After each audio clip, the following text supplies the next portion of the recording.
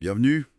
Aujourd'hui, on se penche sur le Sénégal, un pays fascinant, je trouve, avec ce grand écart entre les lutteurs traditionnels un peu mystiques et puis une star de TikTok comme Kabilam. Ça, c'est étonnant, non?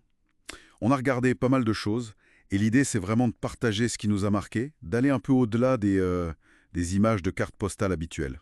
Oui, exactement. On va explorer un peu tout ça. L'histoire, bien sûr, des empires anciens jusqu'à une indépendance assez pacifique. Et puis évidemment, le sport, le foot, mais surtout la lutte. Et cette culture, quoi, si riche. La musique, la fameuse hospitalité, les lieux connus et moins connus. Et puis les figures d'aujourd'hui. Super programme. Alors, l'histoire, justement, on pense souvent aux grands empires, mais le Sénégal a eu les siens, comme l'empire du Jolof. Et après, la colonisation a laissé des marques, hein. Gorée, par exemple. Mhm. Gorée, classé à l'UNESCO, un lieu très fort pour la mémoire de la traite négrière, et Saint-Louis aussi, l'ancienne capitale. Voilà. Et puis arrive l'indépendance, 1960, avec une figure majeure, Léopold Sédar Senghor, Ah oui, Senghor, le poète président. une figure clé aussi de la négritude, ce mouvement intellectuel pour revaloriser l'identité noire face à la colonisation. Et ce qui est frappant, c'est que les sources insistent toutes sur la stabilité politique qui a suivi. C'est assez rare dans la région, non? Tout à fait. Pas de coup d'État au Sénégal. C'est remarquable. On l'explique souvent par plusieurs facteurs. Des institutions démocratiques assez solides dès le départ, le rôle important des confréries musulmanes, qui sont très influentes et pacificatrices, et puis une culture politique du dialogue héritée en partie de Senghor lui-même. D'accord. Et cette unité, on la voit puissance 1000 pendant les matchs de foot, j'imagine. Les Lions de la Teranga, Sadio Mané, la victoire à la CAN en 2022, ça a dû être... Oh là là, oui, une ferveur incroyable. Mais vous savez, il y a quelque chose d'encore plus ancré peut-être. C'est la lutte sénégalaise, la lambe. Ah oui, la lutte. Les sources en parlent comme d'un mélange de sport et de mysticisme, c'est-à-dire... Mais c'est ça qui est fascinant. Avant le combat physique, il y a tout un rituel, des chants, des danses et l'utilisation de gris-gris. des gris-gris. Oui, des amulettes, des talismans. C'est censé protéger le lutteur ou même affaiblir l'adversaire.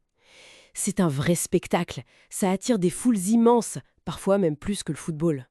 Incroyable. Il faut pas oublier d'autres sports, hein. Le surf, par exemple. Angkor, rendu célèbre par le film The Endless Summer. Et le basket féminin aussi, où les lionnes sont très fortes. D'accord.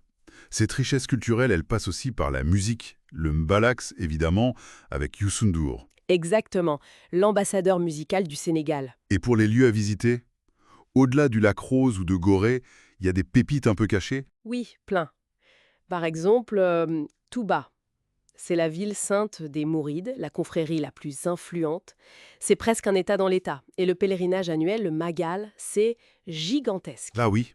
Ou alors autre chose, la réserve de Fatala où on peut marcher à proximité des lions. C'est une expérience assez unique. Et puis le pays Bassari, au sud-est, classé à l'UNESCO pour ses traditions animistes super bien préservées. Fascinant. Et on ne peut pas parler du Sénégal sans mentionner la teranga. C'est juste être accueillant. C'est c'est beaucoup plus. La teranga, c'est vraiment un pilier de la société, un devoir d'accueil, de générosité, de partage. Ça imprègne tout. Partager un repas, l'entraide, c'est essentiel. Mhm. Et d'ailleurs, au quotidien, même si le français est langue officielle, c'est le Wolof qui est la langue de tous les jours pour plus de 80% des gens. Ça crée un lien très fort dans ce pays où on parle plein de langues. Et côté cuisine, le thieboudienne, c'est le plat à goûter absolument. Ah oui, le plat national. Riz, poisson, légumes, un délice. Mais il faut aussi essayer le yassa poulet, avec cette marinade citron-oignon ou les jus locaux, comme le jus de bouillet fait avec le fruit du baobab. Le baobab, cet arbre emblématique. Oui, presque sacré là-bas. Et socialement, il y a ce grand respect des anciens, c'est très important. Et les femmes, même si la polygamie est légale, elles ont un rôle économique et social très, très dynamique. Et pour revenir à la modernité, Kabilam, né au Sénégal, il devient cette icône mondiale sur TikTok sans dire un mot. C'est fou quand on y pense. Qu'est-ce que ça nous dit? Cette capacité sénégalaise à créer du lien, de l'universel, avec des choses très simples. Il a eu sa citoyenneté sénégalaise il n'y a pas longtemps d'ailleurs, c'est un symbole fort. Oui. Et il n'est pas le seul, hein. On pense à Omar Sy, l'acteur, ou Akon, le musicien entrepreneur. Ils ont tous des liens forts avec le Sénégal et contribuent à son image dans le monde.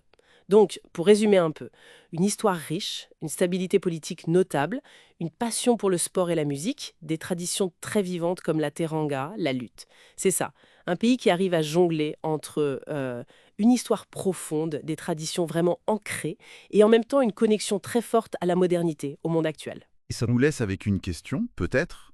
Comment cette culture sénégalaise, justement, avec des piliers si forts comme la teranga, l'influence des confréries, la lutte, comment elle intègre si, naturellement, on dirait, des phénomènes très modernes, très globaux comme le succès d'un Kabylam ou même l'émergence d'une scène skate à Dakar? C'est une belle question sur l'identité qui bouge, qui s'adapte.